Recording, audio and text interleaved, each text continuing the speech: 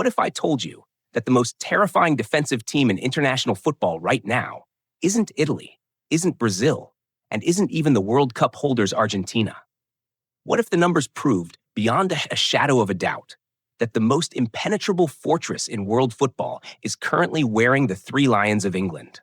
Welcome back to Soccer Scope, and if you're new here, hit that subscribe button and ring the bell. We don't do surface-level hot takes. We dive deep into the data that defines the modern game. And trust me, you won't want to miss what we're uncovering today. We are standing in January 2026. The European qualifiers for the upcoming World Cup have just concluded. If you've been casually following the scores, you probably noticed that England qualified comfortably. But if you haven't looked closely at the underlying data from Group K, you've missed one of the most bizarre and impressive statistical anomalies in modern international football history. Forget the old narratives. Forget the idea of England being cautious or underperforming. The campaign Thomas Tuchel's side just completed wasn't just a qualification. It was a statement of absolute defensive tyranny. Let's look at the cold, hard facts. In a group featuring Serbia, Albania, Latvia, and Andorra, England played 8 matches. They won all 8. 24 points from a possible 24. A 100% win record. Their attacking output was formidable. 22 goals scored, an average of 2.75 per game, placing them comfortably among Europe's elite attacks. But the statistic that should send a shiver down the spine of every other World Cup contender sits quietly in the goals against column. That number is 0. 720 minutes of competitive international football, home, away, in varying conditions. And Jordan Pickford's net did not ripple a single time. Now, the skeptics will immediately point to the opposition. And yes, Andorra and Latvia are not France and Spain. But to go through an entire qualification cycle, 8 full international matches, without conceding a single goal is monumental. This is not just about having better players. This is a statistical rarity that points to something far deeper. A systemic, almost robotic, level of defensive discipline. In a game defined by random bounces and momentary lapses in concentration, England's defensive unit completely removed the variable of error. Before we dive deeper into the tactical revolution that made this possible, I want you to think about this. Given this flawless defensive record against lower-tier opposition, what does it really tell us about England's World Cup chances? Does this perfect 0 goals conceded record prove that England's defense is genuinely World Cup winning caliber? Or is it a dangerous statistical mirage created by weak opposition? Let us know your verdict in the comments below. Type A if you believe this is proof of a World Cup winning defense. Type B if you think it's a misleading mirage. We'll break down the tactical reasons behind these numbers right after this.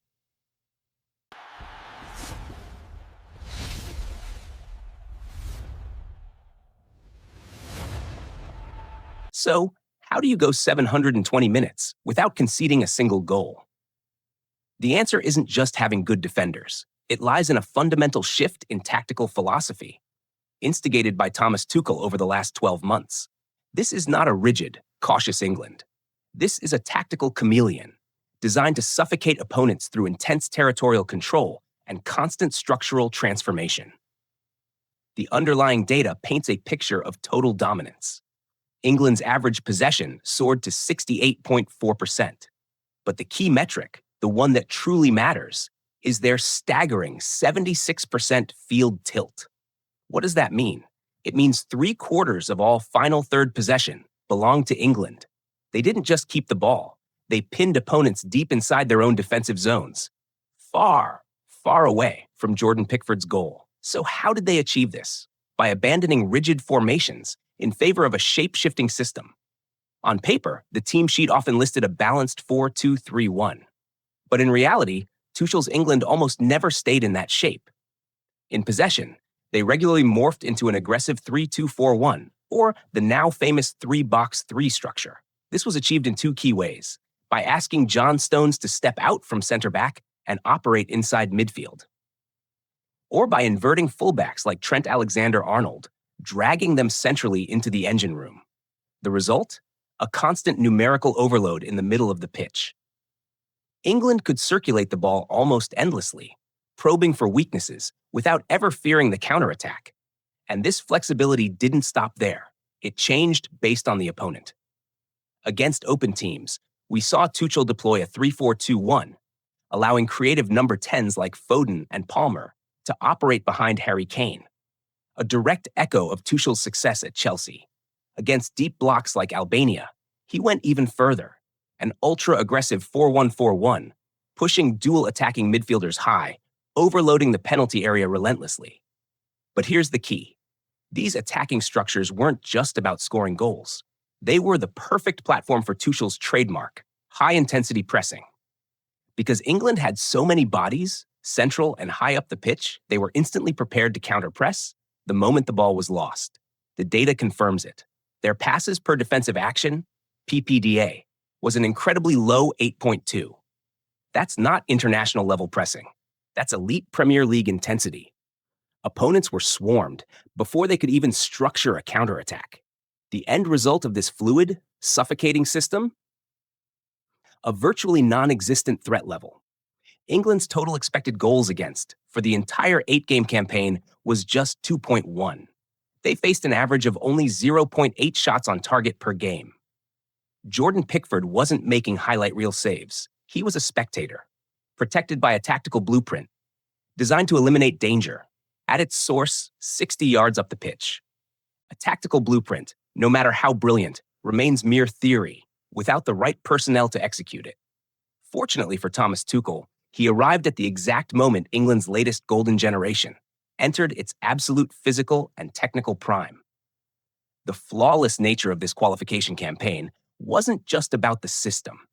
It was about how Tuchel optimized specific data monsters inside the squad. By subtly tweaking their roles, he unlocked devastating levels of efficiency within a fluid tactical framework. The most significant evolution under Tuchel centered on Harry Kane. The familiar image, Kane dropping all the way back to the center circle, acting as a deep-lying playmaker, has largely disappeared. Tuchel understood a simple truth.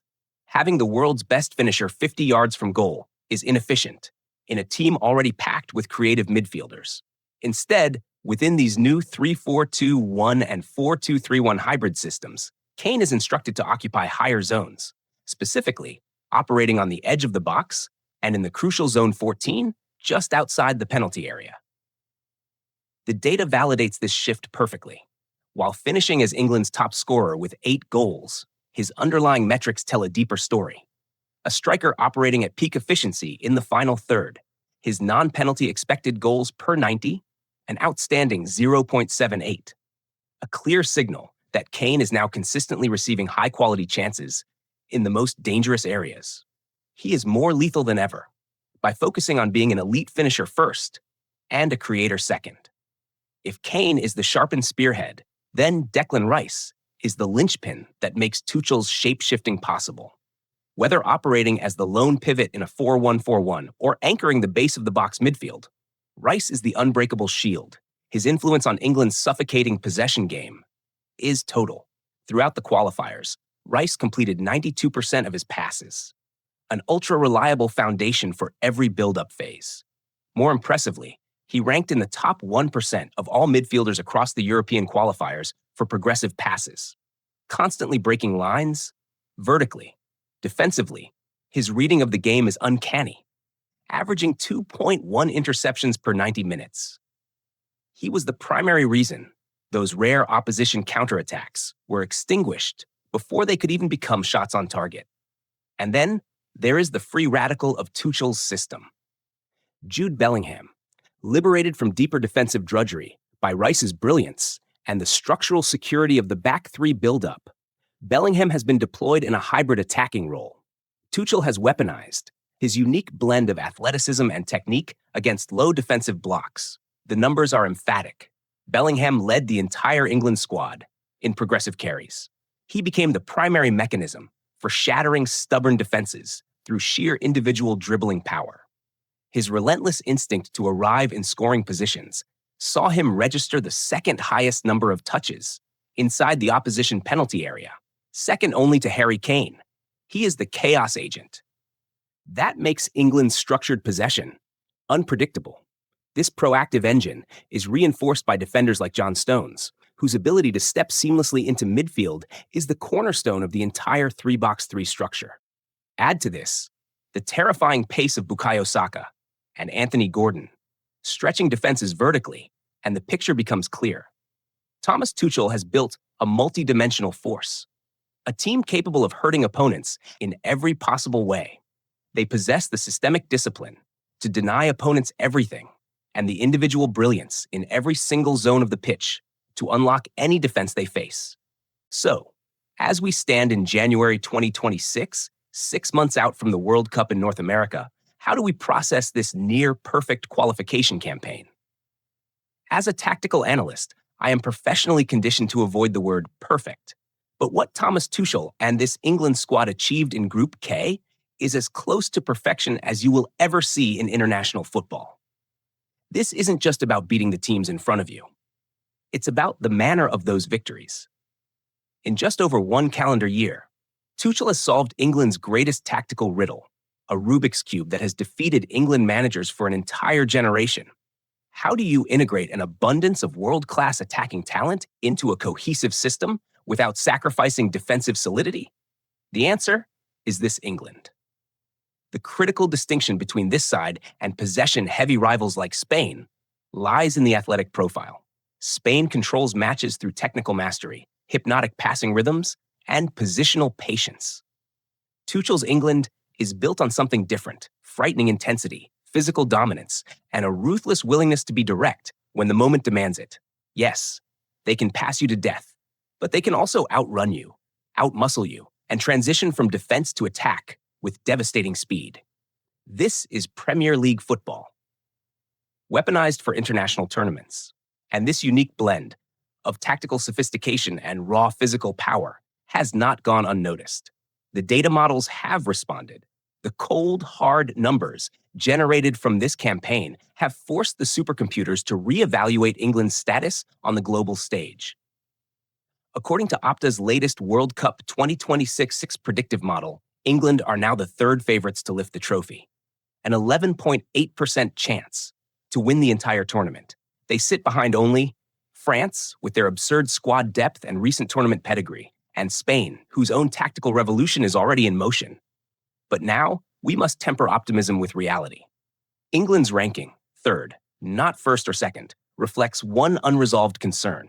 This defensive structure, the high line, the stepping center backs, has not yet been stress-tested by elite opposition. Can Rice, Stones, and Guehi maintain structural integrity against Brazil's transition speed? Against Germany's press resistance? That is the final unanswered question. However, the foundation is undeniable. Thomas Tuchel is a manager with a proven knockout pedigree, and he has built a machine designed to minimize variance and control chaos, with arguably the deepest attacking talent pool on the planet and a defensive system that has simply forgotten how to concede. The pieces are in place. Do not let the quality of qualifying opponents fool you. This is not a false dawn. The tactical rigor, the statistical dominance of this England team is very real. And if they can maintain anything close to this level of defensive suppression and expected goals against control when facing the world's top 10 sides in North America, they won't just be contenders. They will be the team everyone else is terrified to draw. Ultimately, the data we've analyzed today paints a very clear picture. This is a team that has evolved far beyond the cautious, reactive England of previous tournaments.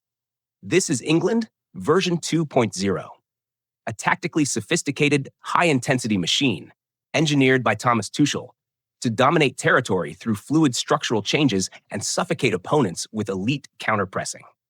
The statistical anomalies of their qualification campaign: 0 goals conceded, a 76% field tilt, an 8.2 PPDA, and a total expected goals against of just 2.1 over 8 matches. These are not accidents. They are direct, quantifiable, irrefutable evidence of a revolutionary shift in philosophy, a philosophy executed by a squad entering its absolute prime. Now, the ultimate stress test against elite nations still awaits in North America. But the foundational metrics tell us something crucial. This England side is uniquely equipped to control the chaos of knockout football. They possess the structure to minimize risk, without sacrificing devastating attacking potential. Kane, Bellingham, Saka. This is no longer a team hoping to win. This is a team designed to win. That concludes our tactical breakdown of England's road to the 2026 World Cup. Here on SoccerScope Now, the verdict belongs to you. Do you trust these impeccable defensive numbers? Or do you believe the lack of elite opposition in qualifying masks weaknesses that will be exposed by top-tier nations this summer? Let us know your thoughts in the comments below. And if you enjoyed this deep dive into the data behind the beautiful game, if you want tactical analysis that goes beyond the headlines, support the channel, hit the like button, share this video with your fellow football obsessives, and subscribe to SoccerScope so you never miss an upload. Thank you for watching, and we'll see you in the next one.